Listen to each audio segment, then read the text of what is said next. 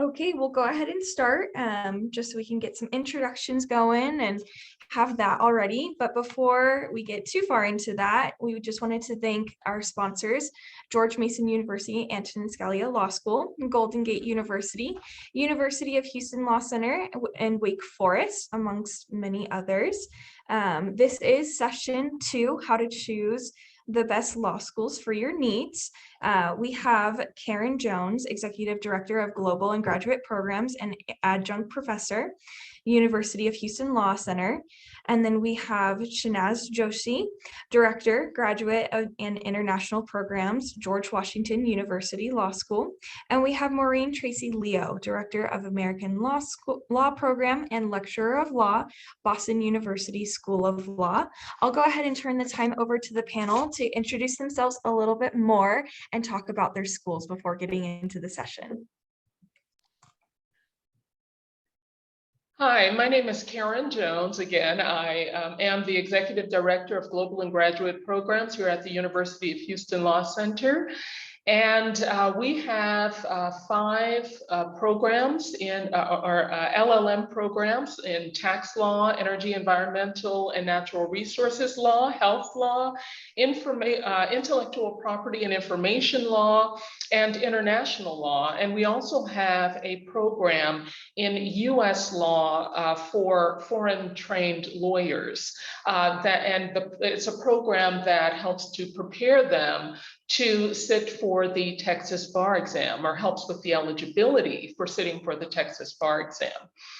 So I don't know if we want to do the rest of the introductions first, or should I go straight into the presentation?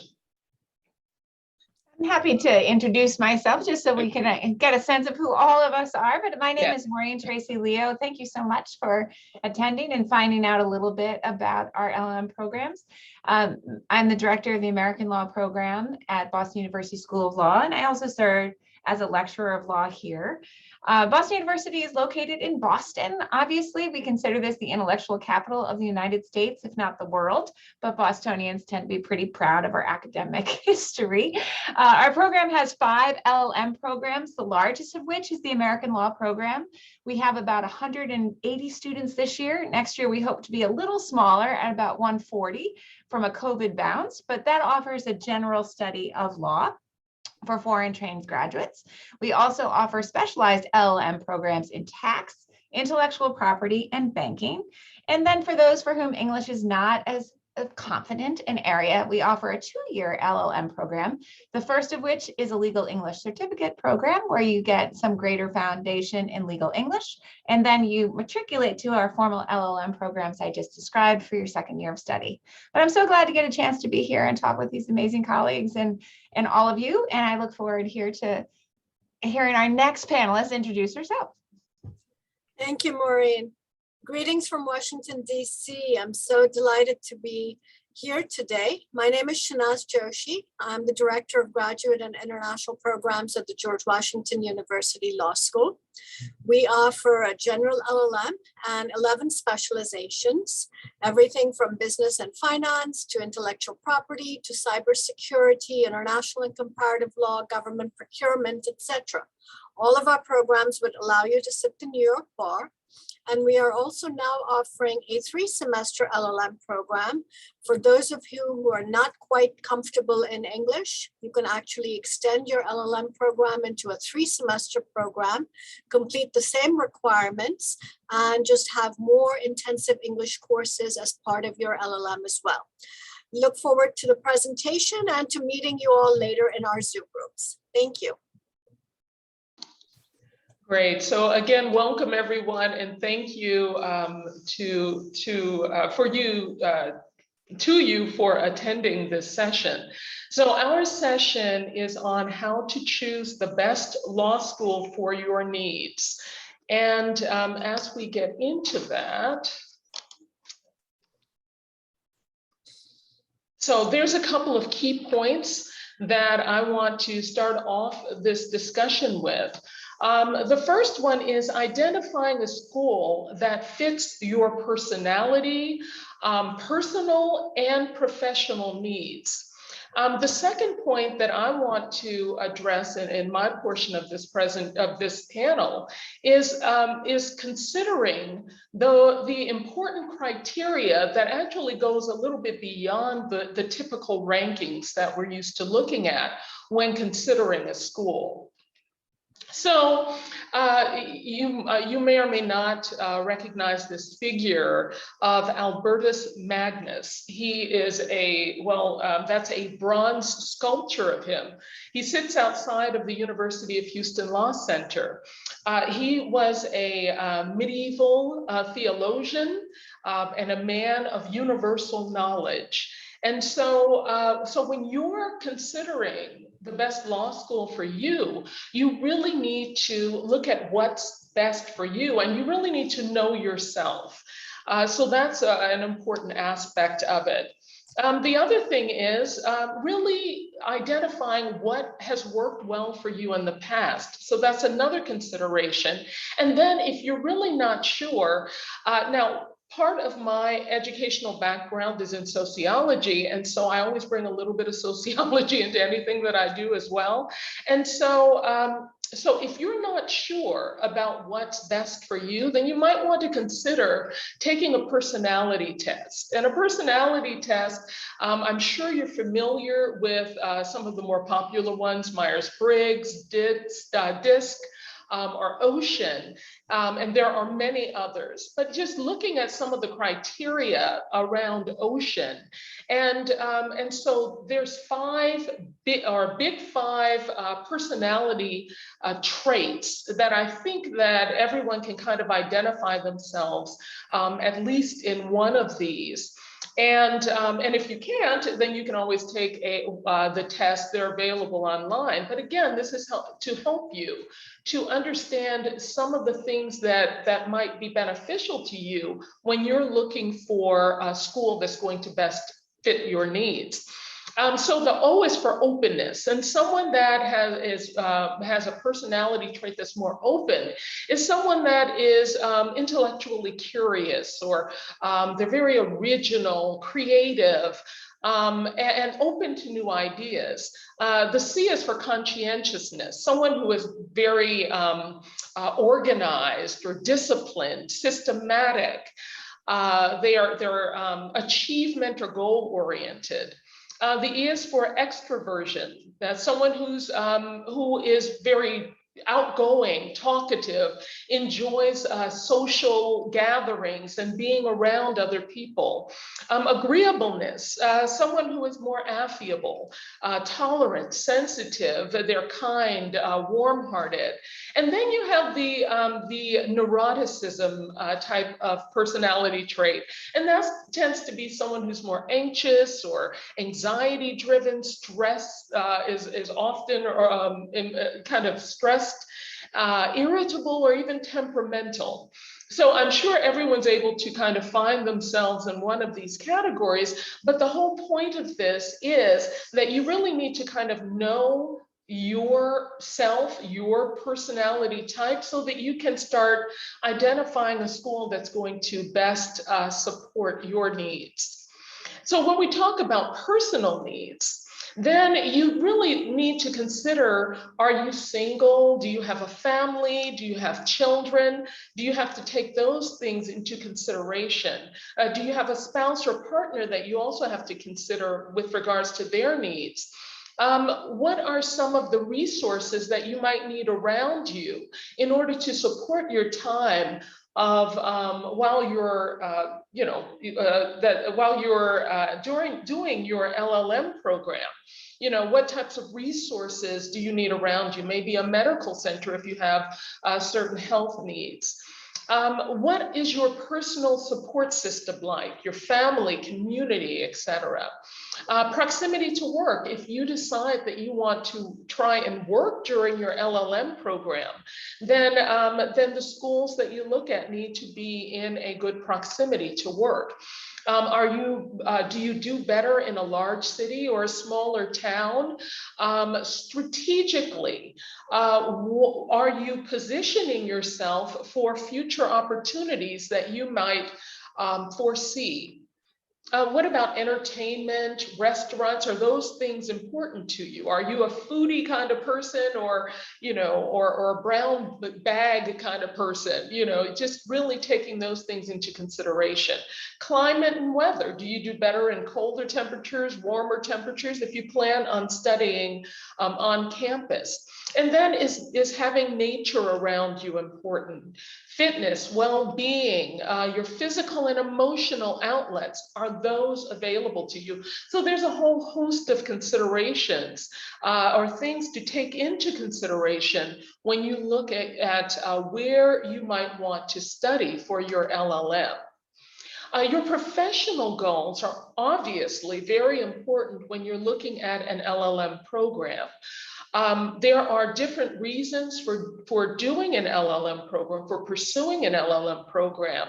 And so certainly your target area of practice is one of the things that you want to take into consideration. Does that school offer an area of study that aligns with your target practice area? Is it located in a city, region, or country that you ultimately want to practice in? Or is it located in an area that's going to give you the information that you will need, even if you decide that you want to practice in another country, or you're going home to your home country? One of the things that we focus on at University of Houston Law Center is building transnational lawyers that are able to practice in multiple areas, especially because of the proximity of the University of Houston. We're in Texas, but one of our neighbors is Mexico, so we have a lot of students from South America, from Central and South America. So where you want to practice is important. School reputation in that city, region, or country is also important, especially if you intend to practice in that area. Staying with your current job or pursuing new opportunities is something else to consider. And opportunities for your professional practice, where you attend school, in that general area, are you able to pursue opportunities with firms or companies, government, solo practice, whatever it is that you might want to do? Houston is home to 24 Fortune 500 companies. So it's a great place, again, depending on what it is that you might want to do with your career. And especially for foreign lawyers, it's really important to consider where you attend school, where you do your LLM, because a lot of our foreign lawyers end up doing the LLM program so that they can gain eligibility to sit for the Texas bar exam. So again, that is another consideration as you look at different schools and different opportunities. Now, of course, there are the school rankings, and so there are objective criteria, but there's also subjective criteria.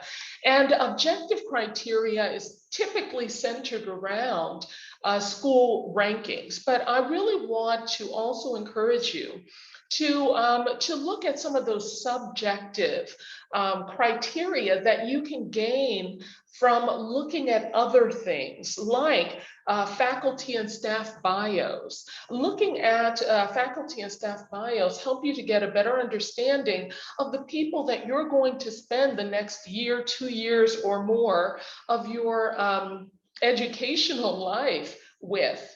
And you can also start getting some idea of the things that are important to them. Again, since you are going to be spending a lot of time with them during your studies. And then look at student reviews. And I say that with caution because just like with anything, a lot of times people are driven to maybe write a bad review based on one single incident. But I think it is important to look at student reviews, good and bad, just taking them with a grain of salt and knowing that that is that individual's experience. Looking at LinkedIn and Facebook and other social media posts, what are the things that the schools are posting about? Are those things of interest to you? Because as a student at that school, you're going to have the opportunity to participate in those types of activities. And information sessions, calls, visits, all of those things are very important for you to engage in with each school that you are interested in, so you can get a better feel for what those schools have to offer. And during this conference, you have a unique opportunity to visit with a lot of different schools and to visit the virtual booths and the live streaming session. So I encourage you to take advantage of that. And of course, talking with alumni, friends, current students. So anyone that you can talk with that have a personal experience with the school that can share information and insights with you is always going to be very important. So again, looking at school criteria that goes beyond the rankings, you really want to consider what type of support systems are available at the school. Faculty-student interactions, what do those look like? Are they always at a distance, or are they more are they more familial and collegial? Benefits after graduation, like a CDO office that you can always go to even after you graduate, what types of benefits you maintain as an alum or as an alumnus of that institution. School facilities, taking that into consideration, whether there are sufficient classrooms, specialty areas for students to enhance your learning opportunities there. International diversity is something else to consider. I know our LLM class, actually this year we have 60% of our class is comprised of foreign lawyers for our LLM program. Helpfulness in addressing student needs, activities, events, and other engagements, how involved the alumni tends to be with that school, academic resources, the broader community, because again, you're going to be in this community for a year or longer studying. So you want to make sure it's a place that you feel comfortable and safe, and a place where you can achieve your goals. So the bottom line of all of this is, when you're looking at a school, make sure that it is a place that you feel comfortable, that you will feel comfortable living for the next year or 2 years or longer, depending on how your professional career develops. So in summary, it's really important that you understand your personality so that you can achieve your personal needs and your professional goals at the school that you select.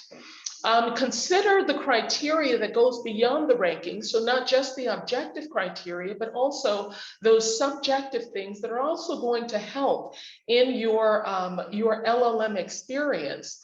And then finally, be sure to utilize online and virtual resources. There are a lot of online virtual resources available to you on school websites, and I strongly encourage you to visit those websites and utilize that information as much as possible. So my contact information is here. Thank you again for attending. And at this point, I will turn it over to the next panelist. And I am going to, there. And the next panelist is me. Thank you so much. I really learned a lot. I particularly enjoyed that sociological perspective on our personality types. I was curious of how many personality types I had. I felt that I felt in so many of them, but so glad to get a chance to talk with everyone on the line. And thank you so much again for tuning in. I looked at the names of our attendees, and it looks as if a number of you are actually from the United States, or at least your names would suggest that you are. So if that's the case, then we'll have a celebration of America here, because my portion is to discuss about international study and where an American perspective on how to choose the best law school for your needs. As you can imagine, many students coming for graduate level study in the United States are foreign trained. So if you are an American seeking an LLM, you will find a rich intercultural experience, I imagine, at any school you choose. And I certainly would try to look for that criteria in selecting a law school. It's a tremendous benefit to get a chance to interact and study with people from around the world. The world is globalized, and to become a global citizen, it is so important to have strong interpersonal connections and even friendships with people from around the world. And I think you'll find in your practice after graduation, regardless of what area you specialize, having contacts in South America and Asia and Europe and the rest of the world will be of great benefit to you. But if there is anyone here joining us today who is from outside of the United States, considering where to study, and even for those fellow Americans who are listening in, trying to decide if America is the place for you, or if you maybe want to go abroad for study for your LLM program. There are a number of programs in the world that are now running in competition with the American model. American higher education institutions have really led the way with LLM study, but there are many other countries in the world who are increasing their market share, and they include Singapore and Canada and Australia and the UK. I do think there's a compelling argument, however, to suggest that America is best for this particular brand of study. There's just something about us, isn't it? We're a big, complicated mesh of states and political ideologies and cultures and traditions. And yet you put all of that together in a rich, intellectually rigorous academic environment that you fill with students from around the world. And it's a tough place to beat. So what makes the United States so attractive for foreign study? We're the business and industrial capital of, well, the world, well, at least a leader in it. There's some argument as to who holds the business and industrial capital at this point, but certainly exposure to American business and industry benefits lawyers regardless of where in the world you may study and regardless of what field. The United States is an innovation hub. Some of our many companies and innovations and technology starts right here. Some of you may have an interest in intellectual property, be it from international study or Americans. Many of our schools have specializations or direct programs in intellectual property. At Boston University of Law, we have an IP LLM. We also have a specialization in IP. Going to a tech hub, if you're interested in IP, is helpful. Silicon Valley, Boston, some areas in Texas. These are innovation hubs, and it's helpful to study in the place where that's happening. If you are interested in maritime law, Boston University is probably not the place you want to be. I have a lovely river pictured behind me, but we are not a maritime hub. So choosing the specialization of your study, your focus, your passion, and identifying a geographic location that matches it serves you well. But for innovation, it's tough to beat the United States. Of course, we have all these fine folks.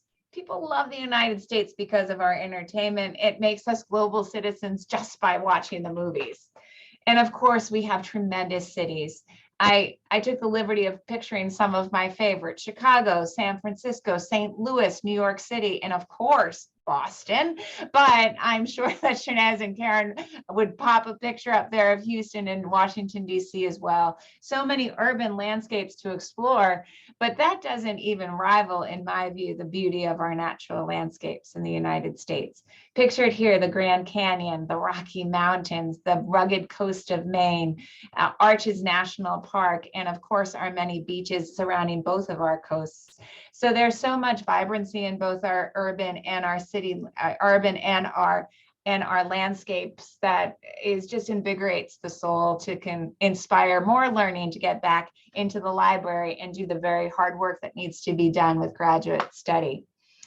I think the best part of the United States, though, without question, is our diversity. This is really a place where you can come and you can get an opportunity, regardless of what caste your parents are in, or what social or economic strata your parents were in, or where city you happen to be born, or what public school you can attend. There are hurdles for many, and we certainly have not lived out the promise yet of our founding principles, but there is a promise there, and our diversity is celebrated. And I certainly would only go to a school that truly honors every bit of that. That diversity is not something they talk about, but it's an institutional goal that is accepted and promoted and highly valued. We have a tremendous history in the United States, and as anyone who studies the law, this is where history gets practical, because those founding documents are the foundational aspect of legal practice. And so we start off with the founding fathers. In our program, I take students every year to Philadelphia and Washington, D.C. 2 weeks ago, we went to the National Constitution Center, which is the only museum in the United States dedicated to the U.S. Constitution. And we saw images of the founding fathers. They're all much shorter than you think they are, and yet they stand so strong historically. And it's wonderful to see these interactions with living history. And then finally, culture in America. Say what you want, the good, the bad, the tacky, the beautiful, but there's a lot to explore and so many different cultures within our big country. And then finally, studying the United States hopefully involves the study of the US Constitution. And the Constitution, for all of its flaws and for all of its hypocrisies, is still a promissory note that has yet to be cashed, as Martin Luther King has written. And we the people by the people is resonates still throughout fledgling democracies throughout the world. And while we have certainly seen friction points in how we live out these constitutional principles, and it is a tremendous document to study and live in a positive and really thoughtful way. America will give you a lot of this. It's helpful not to adhere to the standard American diet, which Michael Paulson of the New York Times has called sad standard American diet. It tastes good, but we do have these things too. And I'm a mother of 4, and we serve a lot of these in our house. You can get excellent food in the United States, but you sometimes have to look a little harder for it. But why you would consider studying the United States is, of course, because of our education. And here you'll see pictures of George Washington University, Boston University School of Law, the University of Houston, and so many others. I put in Harvard because it's Harvard and people like to see one of our oldest and most established universities. In Boston University, we call it that other school on the other side of the river. But the United States is filled with tremendous educational opportunities, excellence in teaching, and so much to offer. So it's your new chapter. You're considering a graduate foreign study or graduate study domestically. So you arrive here and you're going to be greeted by a lot. If you're a non-English speaker natively, it's going to be the language. But even if you're an American student studying in an American law school, there's a new vocabulary that will be attendant to your learning there. What will make you successful at an LLM program in the United States or elsewhere? Well, in the United States, we read an average of 8,000 pages per year. And so reading before class is essential. You won't know what's going on unless you have read in advance of your class session. Classroom attendance, not optional. Not optional. If you don't attend, you won't be able to engage meaningfully in the Socratic method. You won't learn, you won't perform. You'll want to attend if you go to the right school. So in choosing your school, you should look at the faculty ratio. You should look at how Princeton Review reviews their faculty, because Princeton Review looks at students voting on their own faculty. Most law schools have great academicians who write scholarly papers. That doesn't mean they're good in a classroom, and it doesn't mean they like their students.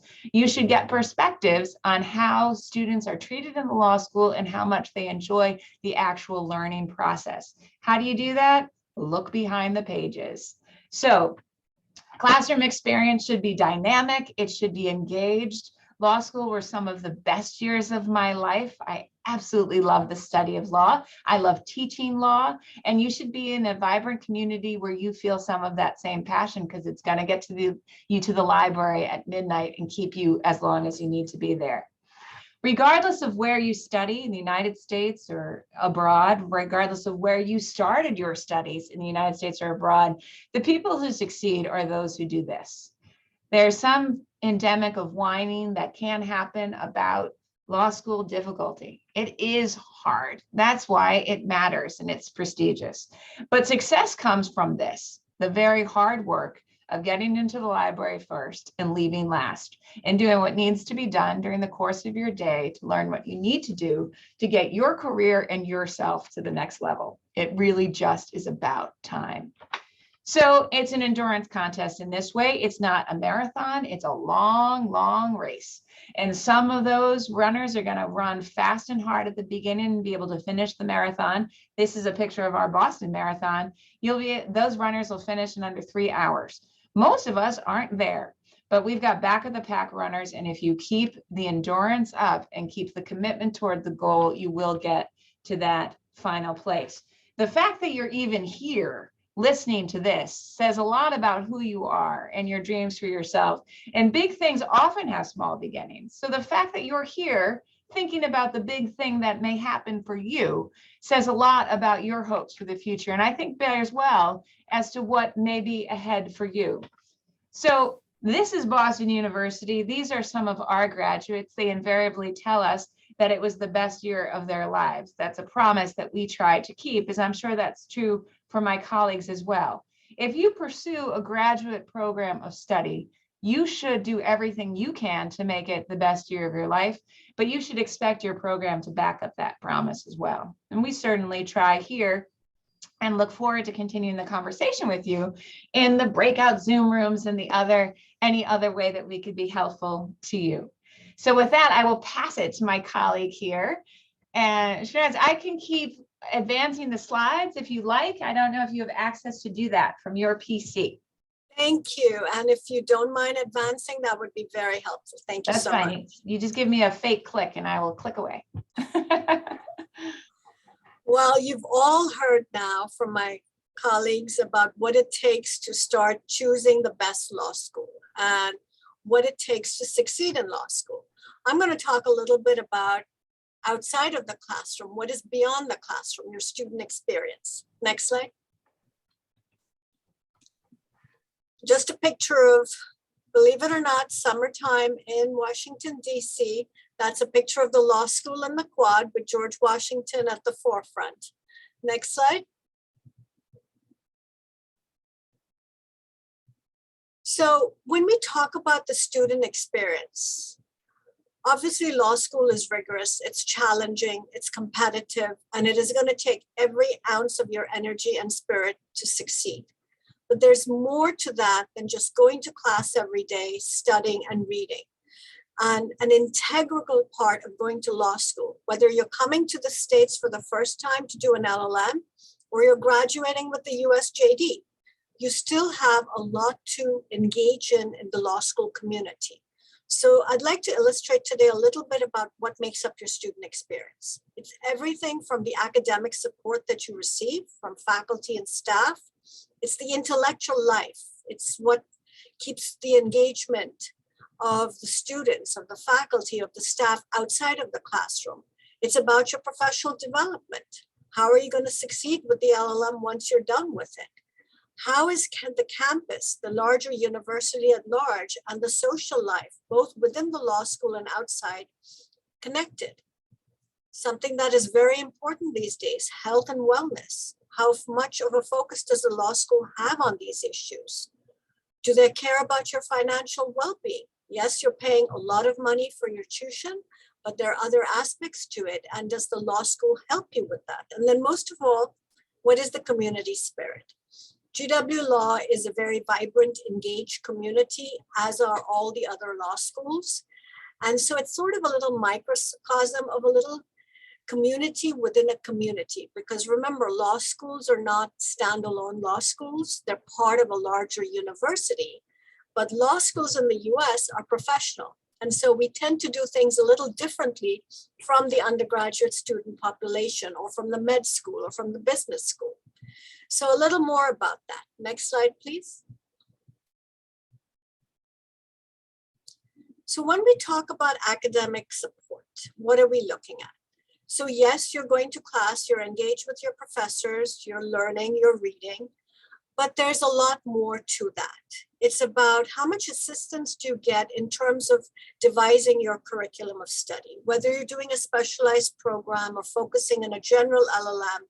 Do you have the support to basically give you the tools where you can sit down with somebody and sort of strategize about the best courses for you to give you that exposure to the subject that you want to be a subject matter expert in?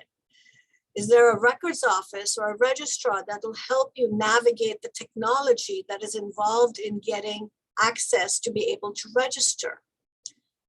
Is there a disability support office within the law school for those who need extra help on exams or need assistance during class?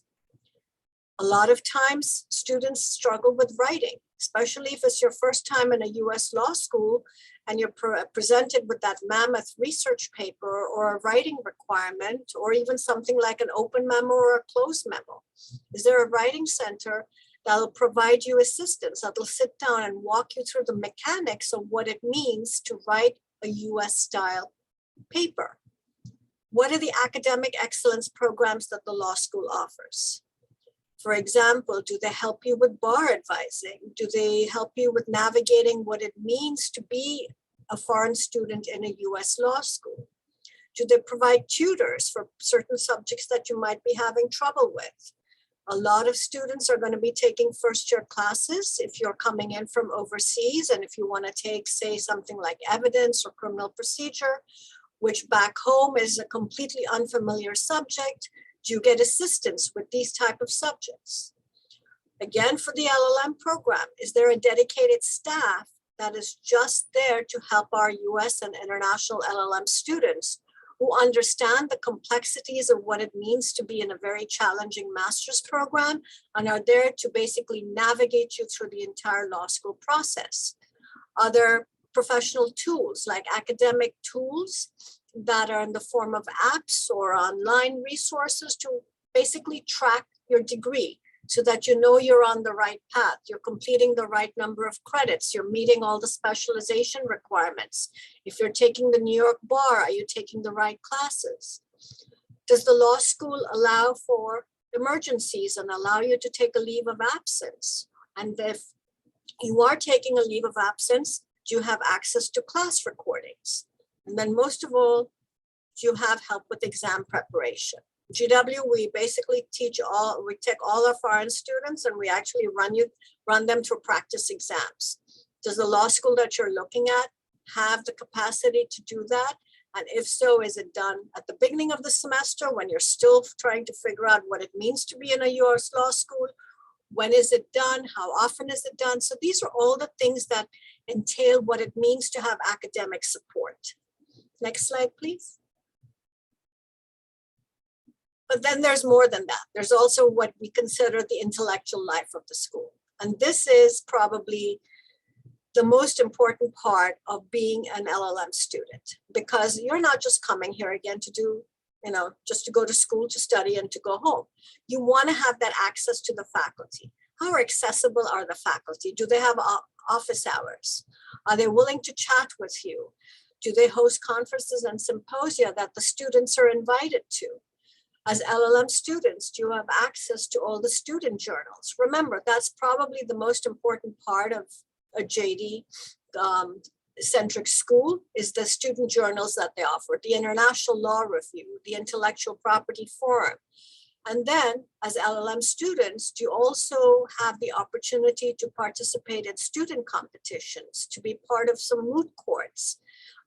Is this, JESSIP, just to give you a couple of examples, do LLM students have access to that, or is it only for JD?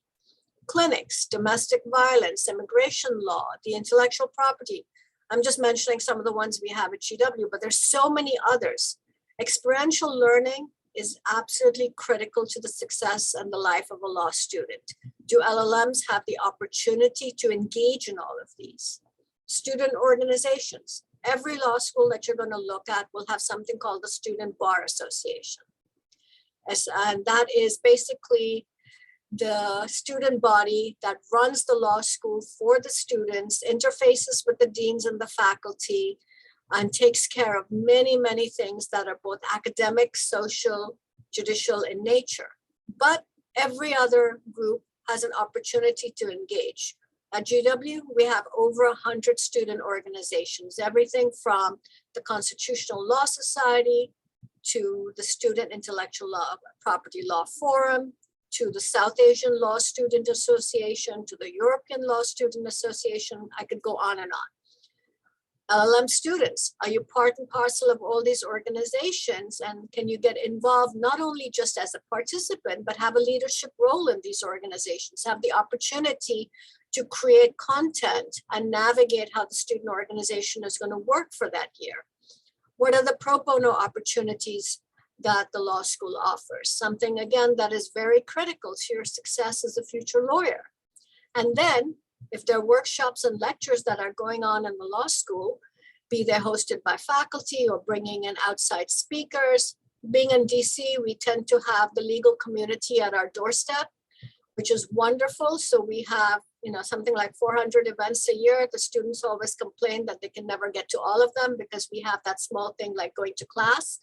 But again, these are the things to consider because it is as important to learn in the classroom as it is to learn outside of the classroom. Next slide, please.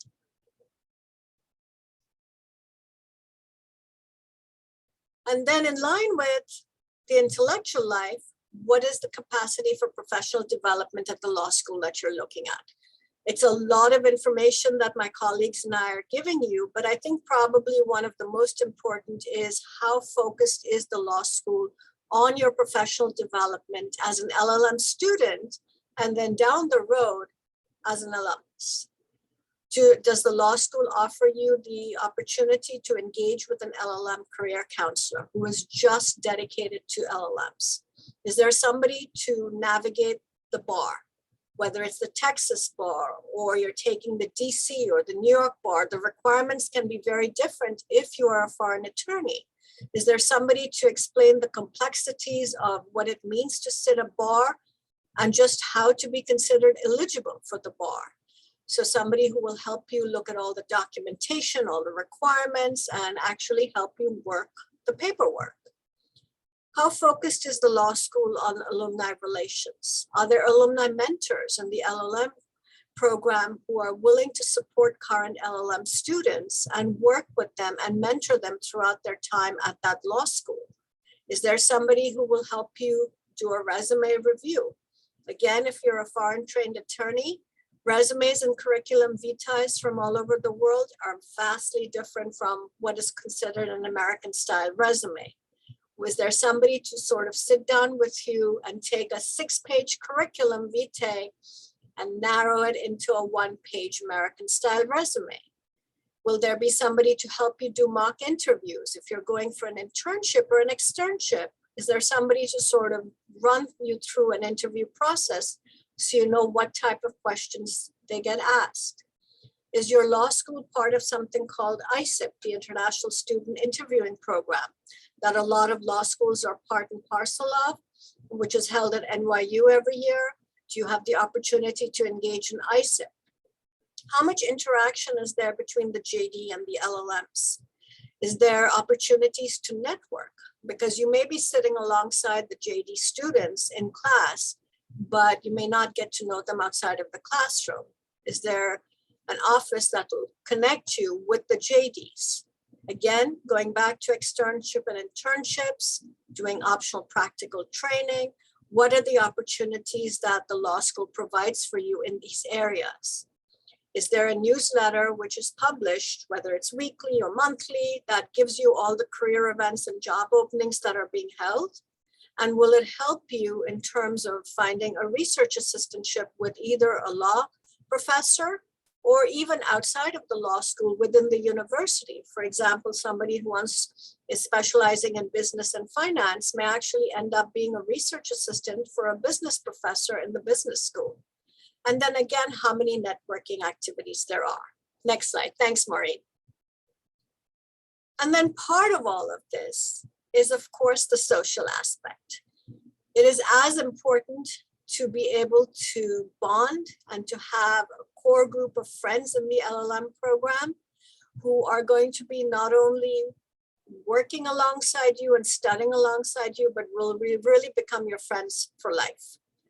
I always find from my LLM students each year, they say that one of the most valuable experiences of doing the LLM was to meet students from all over the world and get to know them and build that strong cohort that becomes their family for life. That's how I've always heard it said to me.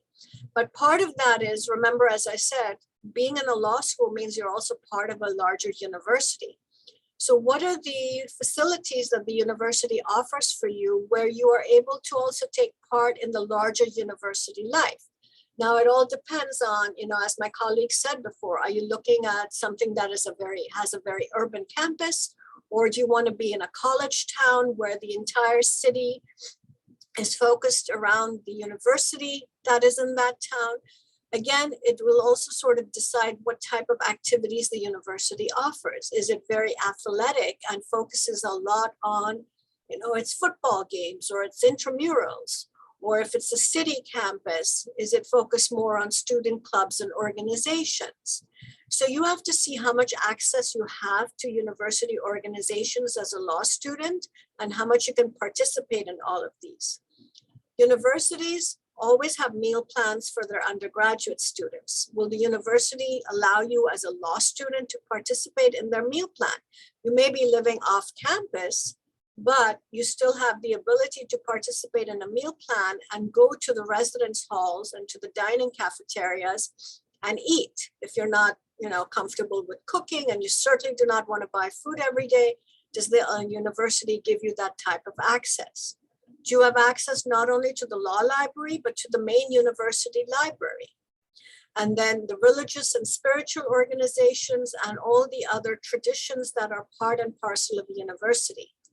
For those of you who are international students considering coming to the US, how much of an international student feel is there on campus? Is there a large student population? And if so, are there events that are focused on international students and on various cultural traditions? Every law school has something called Law Review, which is a wonderful variety show and a barrister's ball. But apart from that, the university also has a lot of events throughout the year. They have bonfires on the quad, they have movie nights, they have potluck dinners that are organized by the International Student Office. As a law student, would you be able to participate in all of these? Some of the questions to ask when you're looking at law schools. Next slide, please. And then something that all law schools take very, very seriously. Law school, as you've heard from me and from my other colleagues, is not easy. It's challenging, it's rigorous, it's demanding, and as Maureen said, it is very constant. And therefore, we take it very seriously that your health and wellness is our top priority. So all universities will have access to the Student Health Center, whether it's called that, and that's what we call it at GW. It may have different names, but it's somewhere where you can go if you have a cold or need some medicine, or if you just need to talk to somebody. So do they provide counseling and psychological services? And what are the well-being initiatives? One of the most popular things that we do at GW Law is actually de-stressing sessions with puppies and kittens. So several times a semester, the rescue leagues in Washington, DC will bring in fosters and puppies. And we take off the student conference center, we puppy proof it. And then we let the students in and let the puppies roam around. And I have to admit, I'm one of those that will find every excuse in the book to go there as well. And it's truly de-stressing. And it is just fun to escape from the rigors of studying the 8,000 pages that you heard earlier, and just sit there and be silly with the puppy for a while. Do they have yoga? Do they have meditation? God forbid you are dealing with grief and trauma. What are the resources in the law school and overall with the university to help you through this? Is there a support system that you know you can count on? Are there resources for students who may be struggling with alcohol or drug issue? We provide nutrition and sleep management tools. Law students get really, really bad about managing their sleep and not eating right. And so we have found that we are being very, very determined to make sure that students are aware that nutrition and sleep management are as much of a successful to law school as is getting that A on that exam. And then spiritual wellness. So these are all the things that you have to consider when you're looking at law schools to make sure you have these available to you should you need them. Next slide. And then financial need. As you all well know, law school in the United States is not a cheap proposition. It is a major investment in your future, but it does cost a lot of money. And whether you are coming in on your own dime, so to speak, or you have the resources and wherewithal where you've been able to obtain a loan or get a scholarship, make sure there's a financial aid office that is going to be able to help you financially plan out the duration of your stay at the law school. For those of you who are international students and have scholarships, there's something that has tax implications. Will they help you fill out the tax forms? Are there emergency student assistance funds, scholarships and forgiveness and loan forgiveness programs? These are all some of the things that all law schools offer, but make sure that when you're looking at the school, that as an LLM student, you have access to all of that. Next slide, please. Safety and security. This is something that all law students have to consider, whether you are in a city campus or in a small town. Make sure that the university and the law school have the ability to keep you safe and sound while you're on campus and off. So the university police department, what is their general campus safety mechanism? Is there emergency management? Are there self-defense trainings? If you're studying late at night on campus in the library, and you want to just have somebody walk you home to your dorm or to your residence hall a few blocks away, can you call the police and have them come escort you? Do they have regular patrols? And then how do they consider the environmental health of your building, of your fellow students, and of the university as a general? Do they take environmental health measures into it? And then what are the emergency communications? Most law schools these days and all universities have apps and have emergency alerts. Make sure you have access to all of that so that you are just aware of general campus safety. Next slide. And then finally, what is the school spirit? What is the sense of the community? As an international student, are you going to be completely integrated into the life of the law school? As a US student, you've already known what it means to be. If you're looking at an LLM program, you've done a 3-year JD. So what is the sense of identity that you felt at your law school or that you will feel coming into US law school? And is that sense of identity and that strong sense of community shared by the students? And is the faculty disengaged or is it shared collectively? Is there a focus on celebrating the history of the law school, of the university, on traditions? How are the sports games and do they have themed spirit weeks? Now, if you're going into a university where football is big, you're going to get used to pep rallies and outdoor events. But then there's also something called homecoming and alumni reunions. So just a sense of what law schools are part and parcel of, apart from the academic experience in the classroom, This gives you a very small snapshot of what you should be thinking of when you are choosing the best law school for your needs.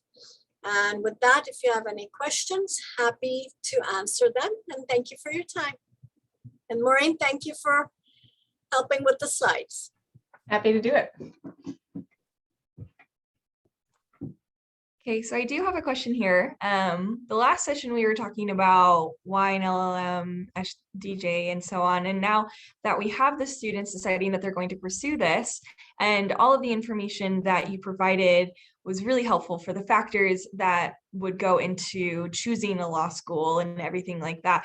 And since there are so many factors that can go into it, the entertainment, weather, culture, the school faculty and tools that they offer, how would you, as a student, if you were a student again, how would you approach all of these factors to prioritize what you would look for in a school? So then you're not too overwhelmed by, well, this needs to go, this, like, I need this, this, and this. How would you approach that in prioritizing the factors? And this can go to everyone, if you could give your thoughts. Okay. Go ahead. Oh, no. Well, I'll just very quickly, I think it's a really good question because I know that anytime you're going to make this type of decision, which is a huge decision, there's a lot to think about. There's a lot of factors that go into that. And we've certainly, all of us have provided a lot of additional information and for you to consider. And it is very difficult to try and categorize that information. But I would really go back to identifying for yourself what's most important for you. I would really start there. Certainly, you have to take your personal situation into consideration. What are your professional goals? What is it that you are most interested in focusing on with regards to your LLM area of study? And then really consider your personal needs. What location, I know we've mentioned a couple of times around faculty, the type of engagement, because you want to make sure that you're going to get out of the program what it is that you really need from a professional standpoint, but you have to spend a significant amount of your time wherever you go. And you want to make sure the experience is as good of an experience as possible.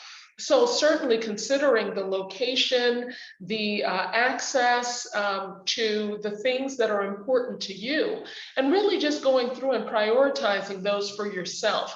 We've given you a lot of information, but now it's kind of weeding through that to identify what are the most important, maybe the top 5 things for you, and then looking at the different schools to see if they can satisfy those needs. I think in a lot of instances, it really comes down to what is the best fit for you. And, instinctively, I think you will start narrowing the list down. I mean, you're going to start with maybe 15, 20 schools, and you're going to be looking at everything that we've said at this presentation. But then there's certain things that are going to draw you more to a school than another. And ultimately, remember, you're spending a year of your life at this institution. You need to feel comfortable where you are. So yes, programs, faculty, all of that is important, but it's also very important to talk to the alums and to students who've been through the program to make sure that it's the right fit for you. So I think at that point, you're going to start narrowing it down and you'll get a better sense of maybe 2 or 3 schools that you would be happy with for the year to come. I'd also look on your return on investment as well. So, money matters, and your long-term goals, are they to do public interest law or something that is going to generate a fairly modest salary, or are you looking at it at a more robust economic practice upon graduation, and coalescing that with your education costs are important. I would look at the education cost in its totality. A lot of schools' tuition rates are set at a certain level, but then their cost of attendance is much higher because of the city in which they're located, or additional student fees, or that kind of thing. So really, I'd look at the scholarship awards and the tuition as a whole package for actual cost of attendance and rate on return. And I would add also that it was alluded to in Karen's presentation, but looking beyond the ranking, I think, is important. Boston University is a top tier law school. We're very proud of that. We have an outstanding faculty. We're glad of it. But is Boston University substantially better than a school ranked 6 paces behind it? Or is it substantially worse than a school ranked 3 or 4 above it? I'd suggest no. You should look at the academic culture of the institution, the geographic location, and how this is going to prepare you for your next step, which U.S. News and World Report doesn't know, because they don't know you as a learner, your goals, and what your hopes are for your next professional path. So I would have some certainty in that, and really trust your instincts when you're deciding what's the best fit for you. Because I think a lot of times when students ask this question, they know what the answer is. Sometimes they're trying to get the courage to actually put their name to the paper based on their internal sense of what feels like the next best step for them.